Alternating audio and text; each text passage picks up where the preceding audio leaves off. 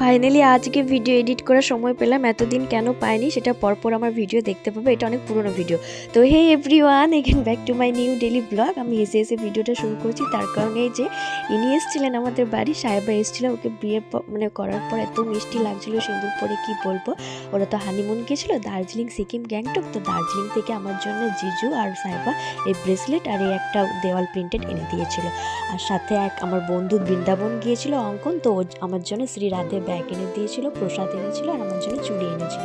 তো thank you so much. আমি একই দিনে দুটো ভালোবাসার মানুষের কাছে সুন্দর উপহার পেয়েছি, আমার খুব পছন্দ হয়েছে।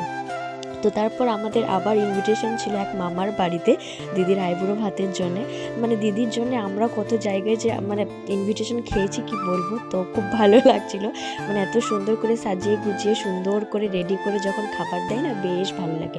আর সাথে মামা মামির ভালোবাসাটাও এত যে কি বলবো। দিদির জন্য বিয়ের যে ব্লাউজগুলো দেওয়া ছিল টেলারে, ওগুলোই আমরা দেখছিলাম, যেহেতু দিদি বলেছিল যে সব ঠিকঠাক আছে কিনা একবার দেখে নিও। তো সেটাই দেখছিল আর কি। যাবার মাত্রই মামি আমাদেরকে এত ভালোবাসা দিল, প্রথমে মিষ্টি জল, তারপর চা। বেসিক্যালি মামিদের বাড়ি অনেক দিন পর গেলাম, যাওয়াই হয় না। যাওয়ার কথা ছিল সকালে, কিন্তু সকালে যেতে পারি না। আর এই মিষ্টু সোনার সাথেও দেখা হয়েছিল, ও কিন্তু বিয়েতে আসেনি, রাগ করেছে ওর ওপর। যাই হোক, তো তারপরেই তো দেখো মামি কি সুন্দর করে সাজিয়ে দিয়েছিল খাবার। আমি তো বললাম আগে যে সকালে আয়োজন করেছিল, কিন্তু সকালে আমাদের অন্য জায়গায় নেমন্তন্ন ছিল আর দিদি পার্লারও গিয়েছিল, সেজন্য আমরা যেতে পারিনি। সেজন্য রাতে গিয়েছে এই শীতের মধ্যে। তো সবাই মামার বাড়ির সবাই খুবই ভালো, আমাদেরকে খুব ভালোবাসা দেয়। অপর্ণা দি আরে সবাই তো খুব ভালো আর কি। তো আমরাও সবাই মিলে খেয়ে নিলাম। মামি এত ভাত দিয়েছে আমাকে, আমি জীবনে এত ভাত খাই না, জীবনে না।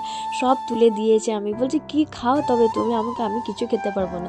এই যে এত কিছু সাজিয়ে দিয়েছে না, মেনুতে অনেক কিছু ছিল, বলতে গেলে রাত হয়ে যাবে। তো যাই হোক, আমরা খাওয়া দাওয়া করে বেরিয়ে গেলাম। ভাই আমাদেরকে ছাড়তে গিয়েছিল। আর এত পরিমাণে শীত লাগছিল কি বলবো। আমার কাছে তো টুপি ছিল না, সেজন্য অপর্ণা দিদি আমাকে টুপিটা দিয়েছিল। এই নিয়ে বড্ড হাসাহাসি হয়েছিল। এই গল্পটা পরে বলবো তোমাদেরকে। আর আমার মুখ দেখে বুঝতে পারছো কি পরিমাণে ঠান্ডা।